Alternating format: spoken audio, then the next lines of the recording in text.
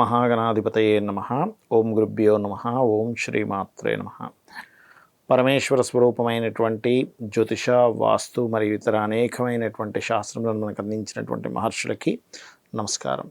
హయగ్రీవ హయగ్రీవ హయగ్రీవేత్యోపదేత్ తస్య నిస్సరతే వాణి జహ్నుకన్యా ప్రవాహవత్.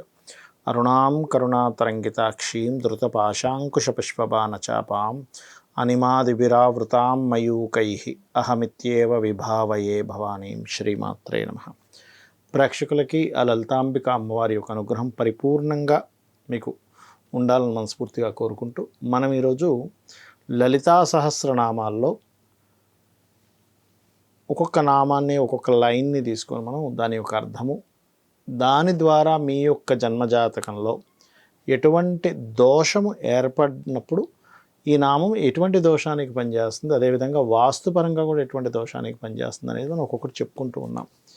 అయితే ఇక్కడ నేను మీకు ఒక విషయం చెప్తాను. ఏమిటంటే, అది శాస్త్రంలో ఎప్పుడు కూడా మనము కొన్ని శ్లోకాలు ఉన్నాయనుకోండి, అది పలానా వాళ్ళు రాశారు, వీళ్ళు రాశారు, నన్నయ్య రాశారు, తిక్కని రాశారు, లేకపోతే మన ఆదిశంకరాచార్యులు వాళ్ళు రాశారు, ఇలా ఉంటుంటాయి మనకి.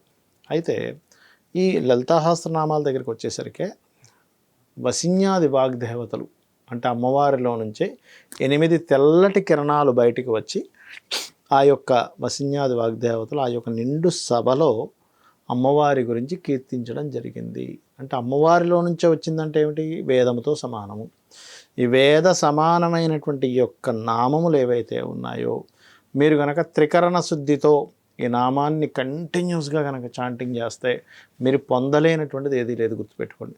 అదేవిధంగా మనం ఒక్కొక్క నామాన్ని మనం చూసుకుంటూ వస్తున్నట్లయితే, మనం లాస్ట్ టైము హరనేత్రాగ్ని సందగ్ధ కామ సంజీవన ఔషధి అనే నామం వరకు చెప్పుకున్నట్టుగా నాకు గుర్తు. అంటే ఏమిటి? హరుడి యొక్క నేత్రము ద్వారా ఆ యొక్క మన్మధుడు దగ్ధమైనప్పుడు ఆ యొక్క మన్మధుడిని మరలా బ్రతికించింది సచీదేవి గురించి. అంటే ఏమిటి? ఎవరికైనా గురుబలము లేదు, దేవతా శాపం ఉంది, జన్మజాతకంలో దేవతా శాపం అంటే ఎలా ఉంటుందంటే, గురువే పాడైపోయి లగ్నాన్ని పాడేస్తూ ఉంటాడు, అదే దేవతా శాపం. గురువు అంటే ధనం. అందుకే చూడండి, గురు బ్రహ్మ గురు విష్ణు గురుర్దేవో మహేశ్వర గురు సాక్షాత్ పరబ్రహ్మ తస్మై శ్రీ గురవే నమః అంటూ ఉంటారు. అంటే ఏమిటి? 9వ స్థానాధిపతి పాడైన, గురుగ్రహం పాడై ఆ యొక్క మహాదశని పాడు చేస్తున్న ఇటువంటి దోషములు ఏర్పడుతూ ఉంటాయి. అప్పుడు ఈ మంత్రం బ్రహ్మాండంగా పనిచేస్తుంది. హరనేత్రాగ్ని సందగ్ధ కామ సంజీవన ఔషధి. అదేవిధంగా ఈశాన్య భాగంలో ఏదైనా దోషాలున్నా సరే మనకు గురుదోషం ఏర్పడుతూ ఉంటుంది. కాబట్టి ఈ ఈశాన్య భాగంలో దోషం ఏదైనా ఉన్నా కూడా ఈ మంత్రం చేసుకోవడం ద్వారా ఏంటి? ఈశాన్య భాగంలో దోషం ఉన్నప్పుడు ఏం జరుగుతుంది? సర్వసాధారణంగా ఎవరైనా వాస్తులో అంటే సంతానం లేటుగా కలగడము, ఒకవేళ సంతానం కలిగినా కూడా వాళ్ళ అనారోగ్యంతో బాధపడడం, లేదా వాళ్ళ గురించి మీరు బాధపడము, ఇటువంటివి జరుగుతూ ఉంటాయి. కాబట్టి అది కూడా దేవతా శాపమే ఒక రకంగా చెప్పాలంటే. అయితే ఈ యొక్క గురు సంబంధించినటువంటి జన్మజాతకంలో ఉండేటువంటి కాంబినేషన్స్ వల్ల ఏర్పడేటువంటిది ఒకటి, దేవతా శాపం ఒకటి. అందుకే చూడండి, దేవతా శాపం ఉన్నప్పుడు ఏమిటంటే, మనం ఎన్నో పూజలు పునస్కారాలు ఎన్నో చేస్తూ ఉంటాం, కానీ ముందుకు కదలదు ఏది కూడా. ఏమిటోనండి, అక్కడికి వాళ్ళందరూ ఆ టెంపుల్కి వెళ్తే బాగా కలిసి వస్తుంది, కానీ నేను మాత్రం ఎక్కడికి వెళ్ళినా సరే కలిసి రావట్లేదు అంటూ ఉంటారు.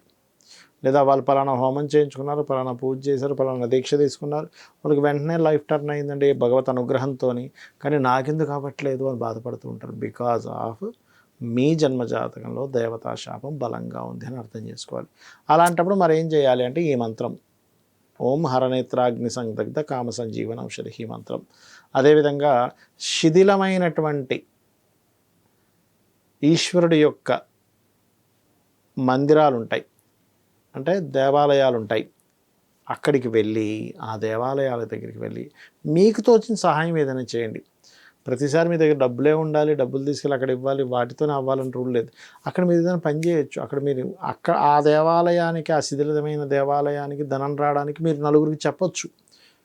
వాళ్ళు ఏదైనా ప్రాబ్లంలో ఉన్నారు కానీ డబ్బులు ఉన్నాయి, ఏమంటే మీరు అక్కడికి వెళ్ళి అది చేయండి బాగుంటుందని. మనమే చేయాలని రూల్ లేదండి. ఎప్పుడు కూడా అందరూ ఏమనుకుంటారంటే, ఏమంటే దేవాలయానికి ఉపయోగపడితే బాగుంటుందంటే, అయ్యో నా దగ్గర డబ్బులు లేవు నేను చేయలేకపోతున్నాను అనుకుంటారు. కాదు, మీ దగ్గర ధనము లేకపోయినా మీ దగ్గర వాక్కు ఉంది, భగవంతుడి మీద భక్తి ఉంది, నమ్మకం ఉంది, మీరేం చేయొచ్చు, 10 మందికి చెప్పొచ్చు, ఏమండి మీకు పలానా ఇబ్బంది పడుతున్నారు కదా, శివాలయానికి వెళ్ళండి, వెళ్ళి అక్కడ దానికి అక్కడ ఏదో కావాలట, ఆ నిర్మాణానికి ఏదో ఒక పెయింట్ వేయించడానికో లేకపోతే ఒక ఇటుకకో సిమెంట్కో దేనికో కావాలట, మీరు వెళ్ళి మీ దగ్గర ధనం ఉంది కదా సహాయం చేయండి అని చెప్పండి. అదేమవుతుందంటే వాళ్ళు మీరు చెప్పగా చేసిన సహాయం అంటే సహాయం కూడా కాదు, బాగా అర్థం చేసుకోండి, భగవంతుడు అనుగ్రహం ఉంటేనే వాళ్ళు అక్కడికి వెళ్ళి చేయగలరు. అలా చేసినటువంటిది ఏదైతే దైవ కర్మ ఉందో అందులో 25% మీకు వస్తుంది ఆటోమేటిక్గా. అలా ఓ నలుగురితో చేయించారనుకోండి, 4 25లు మీరు కట్టించినటువంటి పుణ్యం వస్తుంది. కాబట్టి ఇలా చేసినట్లయితే దేవతా సంబంధించినటువంటి అనుగ్రహం కలుగుతుంది, దేవతా శాపము పోతుంది, ఇది గుర్తుపెట్టుకోండి. ఈశాన్య దోషం కూడా పోతుంది, గురుగ్రహం ఉండేటువంటి దోషం కూడా పోతుంది. 9th లార్డ్ అంటే ఎలా అంటే ఇప్పుడు చూడండి, మనకి దేవతా శాపం ఉన్నప్పుడు ఏమవుతుందంటే 9వ స్థానం పాడైనప్పుడు 9వ స్థానం అంటే ఏంటి, తండ్రి సపోర్ట్ చేయడు. కొన్ని జాతకాల్లో చూడండి, తండ్రి ఉన్నాడు కానీ పట్టించుకోవట్లేదండి, చిన్నప్పుడే తండ్రి చనిపోయాడండి, లేకపోతే తండ్రి గారు మాకు ఉన్నా సరే లేనట్టే ఉందండి, ఆయన సుఖమేది ఆయన చూసుకుంటున్నాడు అంటుంటారు, అది కూడా దేవతా శాపమే. అర్థం కాదు అసలు జనాలకి ఇదేంటి ఇలా అవుతుందని.